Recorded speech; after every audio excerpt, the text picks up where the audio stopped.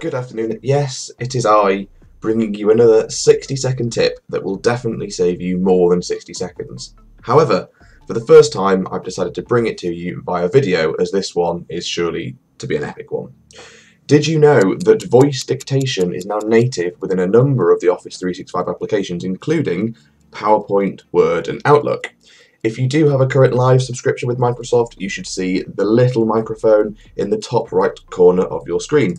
Once clicked and activated, you should start to see everything that you are saying appear on the screen right in front of you. Full stop, new paragraph. You do have to learn a few new commands to help with your grammar. However, if you have a long essay or proposal that you're writing, or maybe you just like to mumble your thoughts with the hope of making sense of them later, this little feature is definitely something to be trying out.